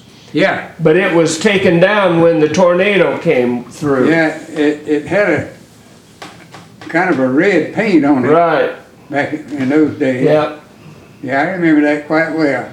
He told me about going down to the store and listening to the fights on Saturday night outside of the store because you had the radio up there so everybody could come and sit and listen to the fights. That's right. I doubt if my grandfather cared too much about that, but my dad was kind of accommodating, you know, and I can remember when they had these old programs on like Lemon Abner and Amos and Andy and things like that. That was real entertainment. Yeah. Probably had a radio in your house though, didn't you? Yeah. Tell us a little bit about your experience in the banking industry here in... Well, I got into the bank as a director in a very unusual way. My grandfather was on the board of directors, and so was my father. And when my grandfather died in June 1956, it's just a short time, but let me tell you a little bit about Mr. Culpepper. President of the bank. My first memory of a man operating the bank was a Mr. Tiller. And Mrs. Tiller became quite a friend of my mother. Well, they were the couple. They were just good friends. They used to come around on summer evenings and sit on the front porch with my dad and mother and talk. But all of a sudden, the board of directors became, and it might have been the times in which this went on, I don't know. They became dissatisfied with Mr. Tiller's operating of the bank, and he was the chief operating officer, even though they didn't call him that. They called him the cashier back in that day. Mm-hmm. And they made it so hot, so I heard that he resigned. And I think he made a statement in the board meeting that, well, if it's going to be like that, I'll just resign. And somebody said that Mr. John Falk, I believe he was on the board, he said, well, that's just what we want you to do. They moved some little town down there on the Georgia coast, and my mother and my brother, we went down there to visit the Tillers one weekend, I remember, and spent the night. But anyhow, going back to Mr. Culpepper, who took his place, I don't know what kind of a background he had, but he really rejuvenated that bank. He put in sound banking principles, and he built a little country bank into a strong bank. And I believe that he even became president of the Georgia Bankers Association for one time. He became pretty well known because of his success in the bank. So I won't go any further about him to say that when my grandfather died, I don't think it was a month before he came around to see me one day, and he said, Edwin, said, the board has decided that they want you to take your grandfather's place on the board of directors. It stunned me. I wasn't expecting anything like that. And I said, well, Mr. Culpepper, I don't know a thing in the world about banking. All I've ever done here is work in this store. I don't think I'm really qualified. How old were you? Huh? How old were you? Oh, I was in my 30s. I don't know how. Yeah, I was in my 30s. But he said, 56. well, you know who will pay you and who won't pay you, don't you? I said, well, I've had quite a bit of experience. I think I know that pretty well. He said, well, you're qualified. That you attend there on the second Tuesday, sometime, whatever o'clock it was. And I was the youngest one on the board that time. It had a very small board. But there was all these older people, and I just felt so completely out of place. But I stuck it out, and eventually, you know, all those either died or something happened, you know, and some younger one about my age came on. But Mr. Culpepper, in spite of the fact that he was a character in some ways, I'll tell you, he built that into a real strong bank. And I don't mean that we never lost any money. We did lose some. In fact, I've heard him make a statement that you can't serve the needs of the people if all you're interested in is just those investments that can't fail, you know. You've got to take some risk if you're going to serve the public like they ought to. But I tell you, it wasn't a good thing to tell him something that wasn't right. And it wasn't good at all not to pay him when that note became due. if you didn't pay it, you better have a good excuse to get it renewed, I'll tell you. But he did a wonderful job. He put it on a sound foundation, and it's still doing well. And he had two boys. They moved into that house right out there, the one that my father later bought. And I don't think Miss Culpepper was ever satisfied, because that's about like camping out. They'd been living in Tifton, you know, and they had things that they didn't have when they came down here. But they had two boys. One of them, James, was about my age, and then Bob, he was a little bit younger. And James became a banker also, and he was the CEO, or whatever they call him, I think, of one of the C&S banks up there in North Georgia for years. And Bob became a Baptist missionary and spent years in Japan. And James has died, but Bob's still living as far as I know. I haven't heard anything from him in a long time. But he would be in his late 80s. I'm sure he's not an overseas missionary now. But I think he taught in maybe one of the Baptist colleges or seminaries after he left the missionary field. But I could tell you some tales about Bank of Alapaw and J.P. Culpepper. Like the time when Jesse James Roberts decided to come in and rob the bank. You ever hear anybody talk about that? I haven't. Well, Jesse James,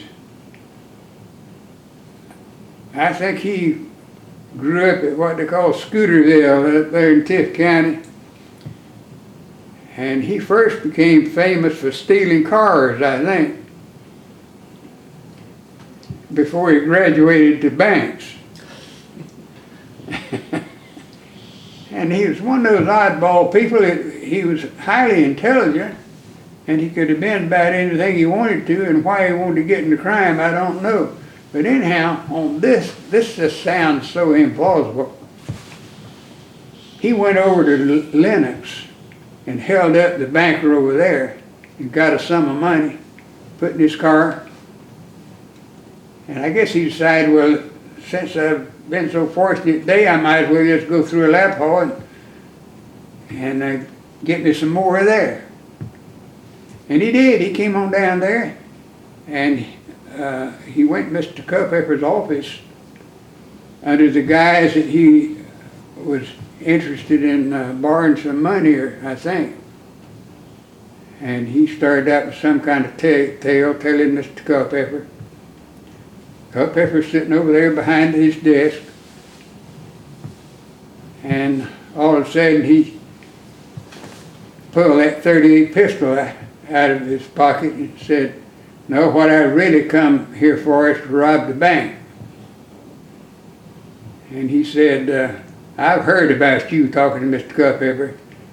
And he said, "You give me any trouble and I'll kill you." Well, I would have started shaking and told him to go out there and tell him to give you the money if it had been me. He jumped up. He was in probably 65 years old or something, man. He wasn't a real old man. He jumped up from behind that desk and came out there and started beating on that man, him with that pistol drawn on him. And Charlie Matthews, who's the second in command there, was in the adjoining office, and he heard this fracas going on.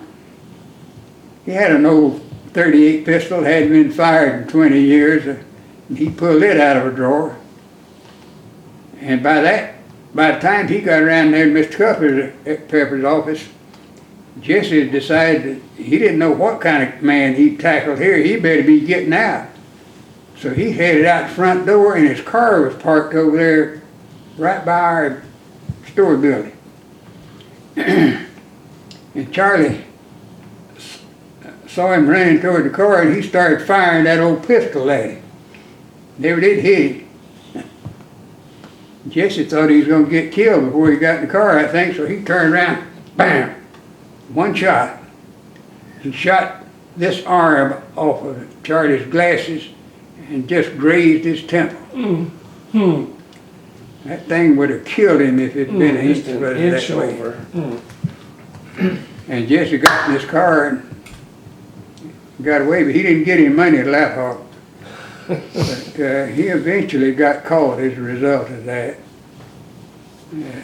He went over here around Lucy Lake somewhere and hid his car out there in the woods and finally caught a bus and was on the way toward Waycross, I think, and somebody identified him or something, I don't know, but anyhow, they caught him, I think, when that bus stopped somewhere. How long did Culpepper, was he at the bank? He what? How long was Culpepper at the bank? How long did he? How long? Oh, well, I'd say he probably started there about 1926, and he served there until his death. And I'm trying to think about what year that was. He was there a long time. I just can't think what year that was when he had a heart attack. He was a very intense individual. I wasn't surprised when he had a heart attack. But he died there in Tifton. His wife eventually got tired of living down here in the boondocks, and she moved back to Tifton, and for years and years he drove back and forth every day. Tifton. When did they open offices in Nashville and Enigma? Well, that, of course, that was after his death, and I think the first one probably was opened in Enigma. And Willis Nash was the top man then. And the one in Enigma I don't think has ever paid too well, but the one in Nashville has done real good. And then they opened up one in Adel, but they don't call it Bank of Laugh Hall, they call it the Cook Community Bank. And it's done well too. But I don't know. How were you involved in the timber industry? Well, it was just, my father died, what, in 1983, was that right? And when we settled his estate, between the brothers and me, we both got some timber land as a result of his death. So we had to cut just about everything that was standing to pay off the inheritance taxes out of it, because my father hadn't made any provision in the way of estate planning that would prevent that. In fact, he thought it'd be a real simple thing to take care of his estate obligation, you know. He never dreamed it'd be as expensive as it was. But my brother and I had to start as soon as we could selling timber to pay that off. And we did manage to save the land with a little bit besides that. Timber prices went up before we made the division between the two of us, and that really helped. But I was a novice in it and still am. I'm trained in donut.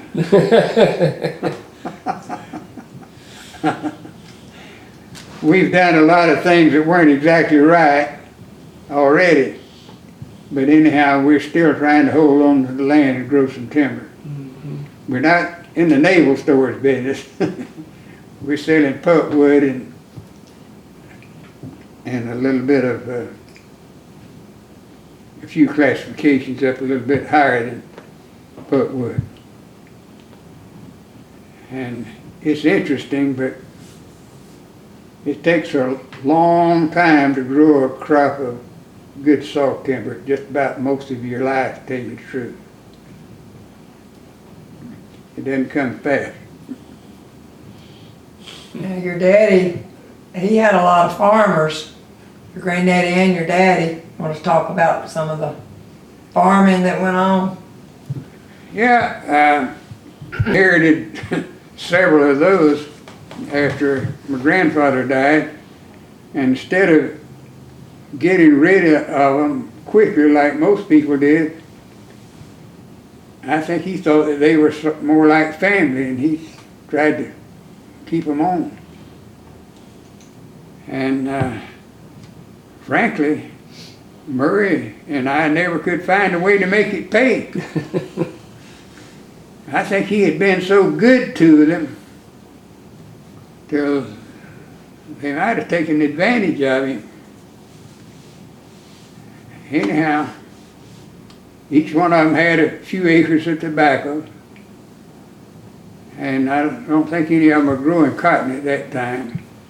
Peanuts. So tobacco was the principal money crop, but none of them had irrigation, and the farms were small.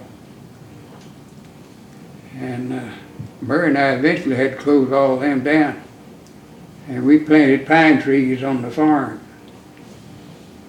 And that was the best thing we could have done. There's apparently enough residual nutrients from the farming operation where those trees always grow faster on those old farm sites than they do out in the woods, no matter what you do to the woods. But he's got some down that Sawmill Road there that he's all, well, not him, his widow has done that since he died. Done thinning operations on them, you know, and they're beautiful. How old are they? How old are they? Oh, I think we've probably planted the first trees maybe about 1987 or 8 or something like that, and then wound up maybe in the early 90s. So I guess the oldest ones might be between 20 and 25 years old. And there's some that are younger than that. Some of them were planted in the 1990s that wouldn't be near that old. How long have pecans been part of the commercial crop around here? I don't know, but I remember when my grandfather had an orchard at what we call Puddleville, which is the site of one of those old lumber mills that I was telling you about. But it's right near the Lappo River, and the land is real sandy. But I can remember those trees were, and they were all the Stewart variety. I can remember those trees were pretty small, and they are classified as old trees. But Murray eventually got that in the division of the property, and his daughter, I don't know whether she owns it outright. I think so. You think she does? Yeah, and she's developing it. Yeah, but she told me that they'd done a lot of work on that old orchard. You know, taking out some of the bad trees and pruning and fertilizing. And did they have irrigation? They will, yeah. They would. Have, Yeah. but the Dixon family, they're big pecan growers. Carl, he started, and you probably remember. And regarding that 1952 tornado, my grandfather had a pretty nice pecan orchard right back of his house, between there and Jernigan Station there. And that storm blew over nearly every one of those trees. And they just lying there, some of them not completely on the ground, but the roots upturned. And he had people to go in there and, I guess with bulldozers or something, and dig around those things and set them back up. And I didn't know whether they'd ever produce any nuts or not. But they eventually took root and began to grow again. All of them, I think. And Bremen and Wheeler Griner in charge of that now. I don't know how the actual ownership. Is that pecans that are right there, that are still there, but that they put a little subdivision back in that area there? Is that the same ones? Between here and Ray City? No, the ones that, the orchard that's between your grandfather's place and Jernigan's there's a subdivision back in there. Oh, yeah, yeah. Is that the same Yeah, ones? that's the same place. They took out some trees and sold some building lots Right. in there.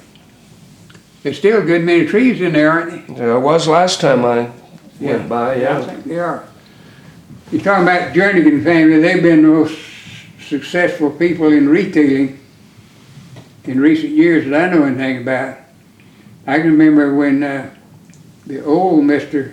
Jernigan, Williford Jernigan's father, just put up a little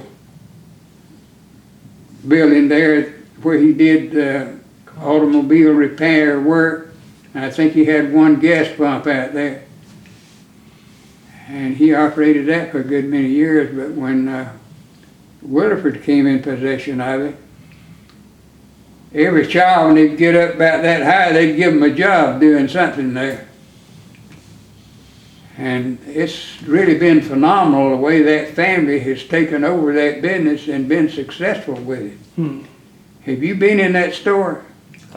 It's been a while, but I have been in it, but it's been a while. It's amazing the inventory they have in there. Yeah. You can buy just about any kind of piece of hardware in there that the average hardware store has. Not the home center, you know, but when it comes to nuts and bolts and pipe fittings and plumbing repairs and electric cable and all that stuff, they got a tremendous inventory in there. And they sell seed and feed. They sell a lot of feed. I see the F&M truck unloading there, you know, and they take that forklift out there and get whole pallets full of feed, you know, and put in that place. And then they got a big fertilizer business. They can mix you any recipe of fertilizer you want there and apply it for you. And they even sell treated lumber. They got a full supply of that. I've bought a lot of it from them. And I don't know what they do in all those buildings out there.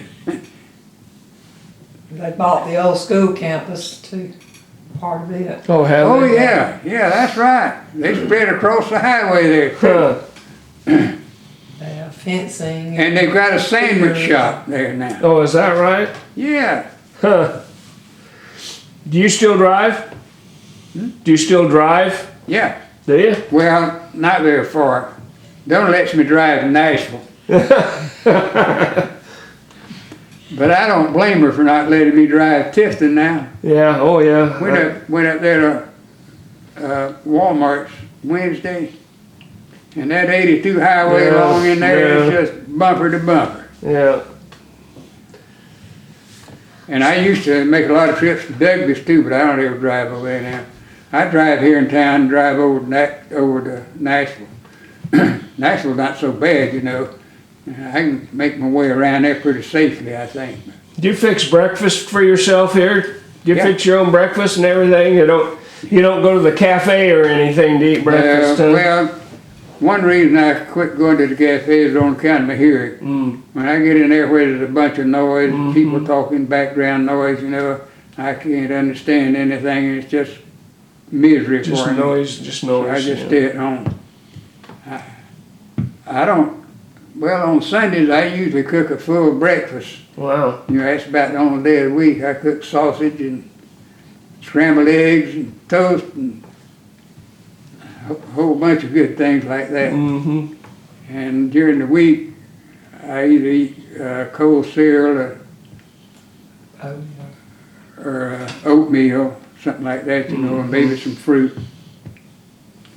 But I get plenty to eat. What year did you build this house? What year did you build this house? What year did you build the home, this home? What year? Oh, this house? Yeah, Oh, 1985. 85. Yeah. Yeah. Now, my wife got a plan, and then she changed every bit of it, I think, on the inside. But the carpenter that she worked with, the same one that built a house for Donna one time and several other houses around here. And he just worked primarily with his son and part of the time with a nephew. And of course, he's deceased now. But she could get together with him and say, well, wonder if we couldn't take out this wall here and do so and so. And she maybe sketched what she had in mind. And I didn't try to give her any advice because I knew he wouldn't steer her on. But I heard him one day say, now, little lady, I just don't think we can take that wall out, because that's a load-bearing wall. I think that's going to have to stay there. But we can do this. And then they'd work out something else, you know. I got a picture up there of her talking to him. Oh, is that right? Is it still up there? Yeah. Mr. Martin Kent. But she enjoyed building this house. And I could still, even though we had closed the store, I could still buy a lot of stuff wholesale. And I got most of the lumber from Moore Lumber Company down here. And we probably built this house for maybe a third of what it cost to build it now. Mm-hmm. Donna says it's a big house, and it is pretty big, but anyhow, she could fill it up on Thanksgiving and Christmas, couldn't she? He has a great-great-grandson now. Oh, really? You have a great-great-grandson? Yeah, he's born 4 days after my 90th birthday. Yeah, they live in Valdosta. So let's see, how many generations is that? 5 or is that 5? Have you had pictures taken yet? Yeah, did. Of all All the 5 of them? generations? We don't have one in here, but they have one. We didn't have one today. We had the whole group made. I sat there so long I can hardly get up. Oh, yeah, well. Right here is their latest picture. That's his great-granddaughter. That's Marcia's granddaughter, Oh, okay. Erica, Okay. and her husband Austin, and their Is little that the boy last one that Bridges. they gave me? Yeah. So is that the fourth, second great-grandson there? This is the great-great-grandson. This is a great-granddaughter, Oh, okay. and her husband, and the great-great. So how many descendants do you have all together? I Have you haven't counted them lately. I don't have all that many. See, Donna just has 2 daughters, and her youngest girl, Julianne, she just has a boy and a girl. They live in Tifton. And Derry, my grandson, who lives over here next door in our old house, that's his daughter. That's first marriage. And she was my first great-grandchild, isn't that right? Yes. So really not that many of them. And our son, he just had one daughter, and she lives in Michigan, She has one so son. she doesn't make a trip down here often. And she has one son. Have you ever had everybody here all at once? No. Too much to ask, I guess. I guess when we had that picture made after Bridges was born, we But had, we didn't have Kim and no, we didn't. Derek here. Yeah. We had everybody else. But, Chad was in it? oh no, Marcia has 2 sons.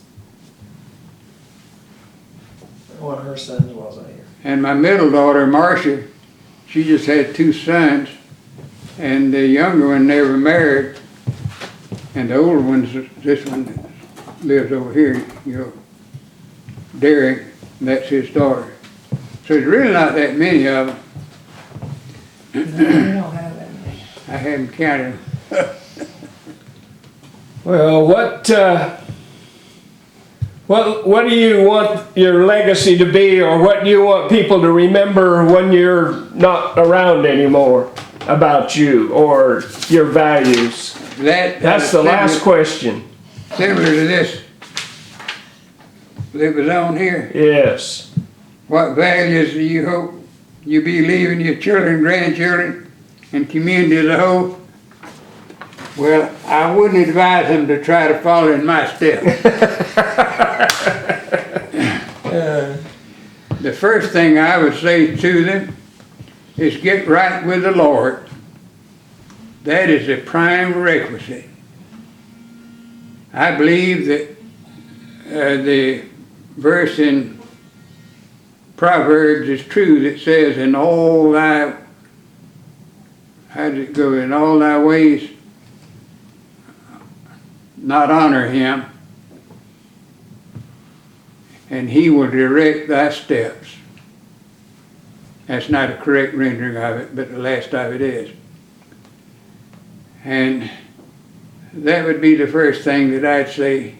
And I believe that the boy or girl that would make Jesus Christ the Savior and ruler of their lives